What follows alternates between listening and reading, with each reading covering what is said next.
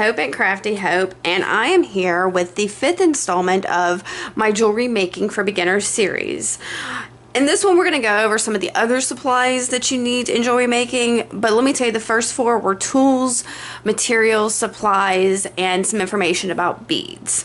So in this one, we're going to just go over briefly some of the other supplies that you might have around, that you might want to get. I wouldn't rush into getting any of these until you kind of try out the jewelry making first and kind of figure out what it is you want to do. So, but I just kind of want to go over what some of these things are real quick in case you stumble upon any of them in your like online searches. So the first most basic thing I think is a bead mat. Now that's this thing, and they come, and this is probably the smallest size they come in. They can come in fairly big, you know, as big as my desk sheets, but it's kind of a fluffy, soft material. And what it does is you put your beads on it and it keeps them from rolling away when you're working on your desk, because if you put beads down on just a flat tabletop, they tend to roll because they are round and, you know, that kind of thing. Don't go out and buy you a bead mat to start with. You can use a towel or a washcloth or something like that to start off with to keep it from rolling away. Once you get more into it, sure, go out and get you a bead mat. But that's probably the most basic thing on this desk. Another thing that's kind of a basic thing is a bead board. Now, let's see if you can see. I'll have pictures of all of this on my blog, but this is what a bead board looks like.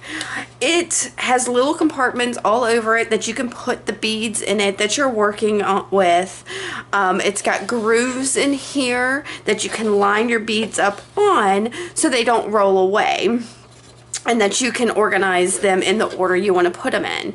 One of the other handy things about this is it's got measurements all the way around it so that you know how long this, you know, your necklace, your bracelet, whatever it is you're working on will turn out to be.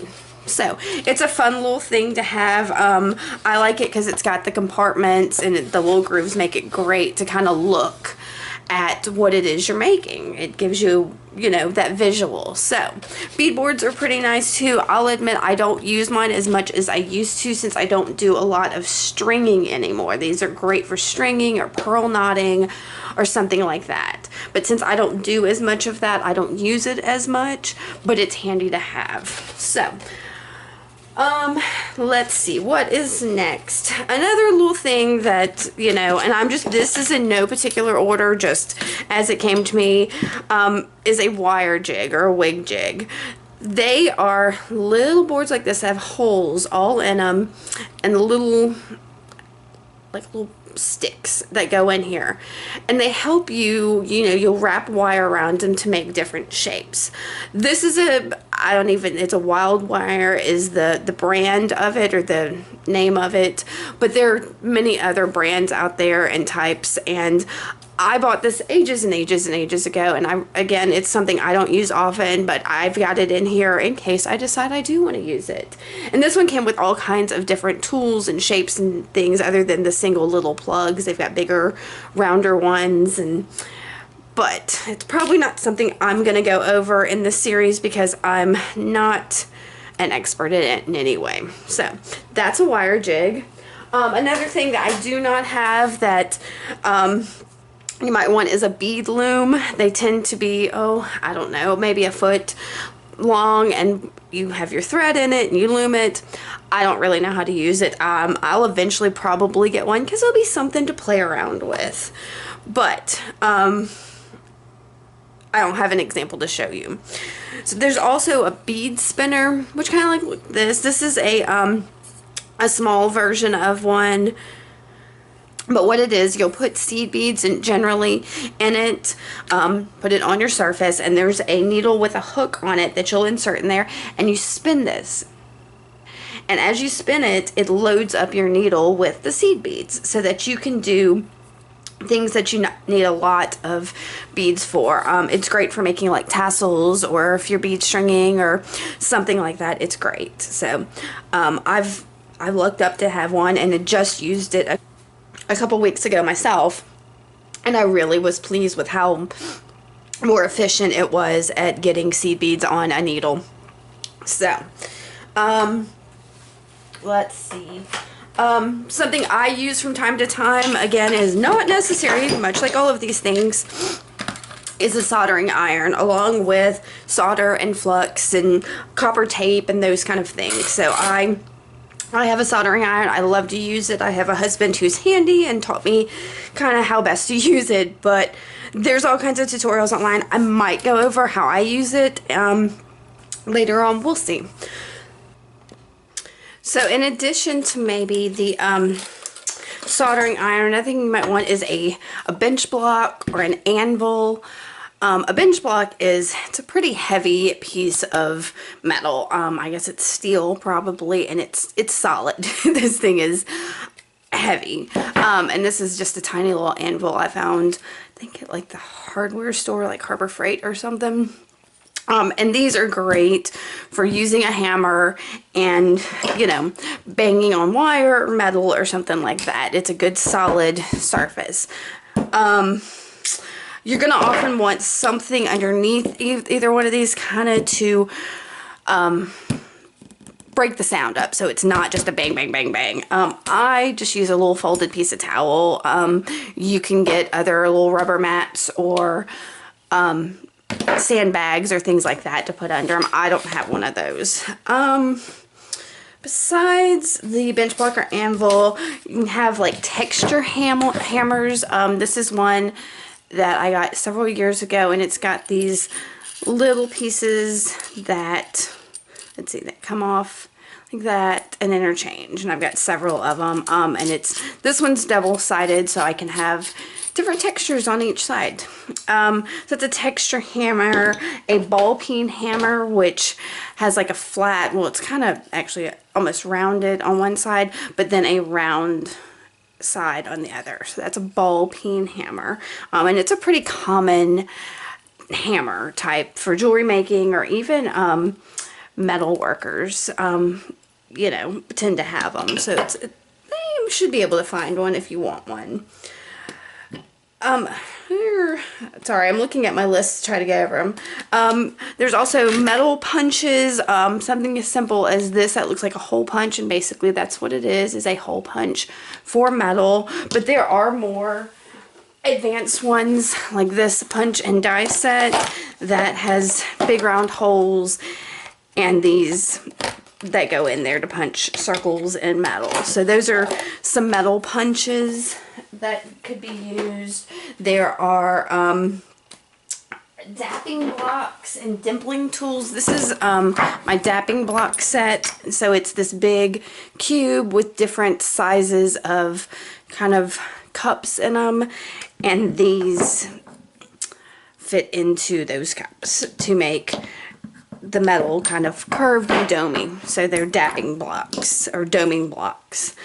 And this is a metal one. I've also got a wood one that doesn't have as many different sizes of these, but depending on how forceful you want to be with it, you'll choose the metal or the wood one. But there's also dimpling tools, which are, you know, like these, like pliers that can make little domes in your metal. I don't have those. I'm hoping to get some soon.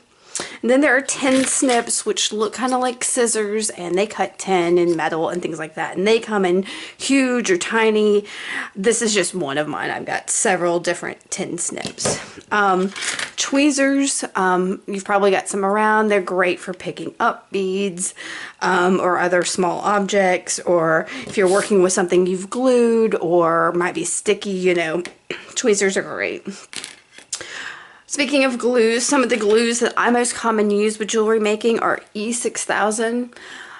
This is great for like gluing tabs or little pieces down that you want to stay solid. I love it. Another glue is a bead stringing glue. This I use a lot for knotting. Now it is great because it's got, see if I can, once I get it on there, I may not be able to get it back off. It's got this itty bitty tiny needle nose there that's great for when and I use it almost exclusively when I knot something, so I can get right there on the knot and glue that. So those are the main two glues that I use with jewelry. I also use a lot of found objects. Now, found objects tend to be something that you find in an antique store on the ground, that's not normally found in jewelry making. You know, it can include things like pop tops, watch faces, skeleton keys, driftwood or shells, different found objects. There are files that you can use. This is just a nail file, metal nail file that I've used at times. This is a more industrial metal file that I use fairly often, actually. This is a Burr Remover, I think is what it's called. And I've got this at the craft store, and it's a little stick with a tiny little cup at the end that basically has a file inside. I don't think that there's any way I can show you that, but there's a tiny, and it's great for the ends of wire to remove the burrs on there, especially if you're gonna make like ear wires. So that's what I use that for. Another thing I have that I love is a Dremel. Now, it's great for all kinds of things. There are all kinds of little accessories and things that you can get. There's a, you know, drill accessories, and I think this one's a little diamond bit, like sanding, polishing, whatever. So those are some of the other supplies, but they're definitely not limited to these supplies that you can use in jewelry making. Of course, you're not limited by these. You're not required to use any of these. All you need is some wire and some beads to make some jewelry. That's really all it comes down to. So those, like I said, I wanted to just go over so that if they're mentioned somewhere, if I mention them, you have a general idea. But I'm hoping that as I go through this, if I use any of these materials and supplies, I'm going to tell you what they are and show you how I use them. So, but for reference sake, you know, I wanted you to know what they were. So that about covers all of the tools and materials and supplies and beads that I'm going to go over in this basic series. So my next video, I'm actually going to start on some of the techniques. Woo! So I'm looking forward to that because I don't have to pull out as much. So gear up, get ready. I'll go ahead and tell you what we're going to be working on is making a simple... Nope, I'm sorry. The first technique we're going to be doing is opening and closing a jump ring. So, and how jump rings are used in materials. So that's where we're going to go next. I hope you're learning a lot from me. And if not, stay tuned. We're going to get into more. So like, subscribe, do all that, and I will see y'all later. Have a wonderful day. Bye-bye.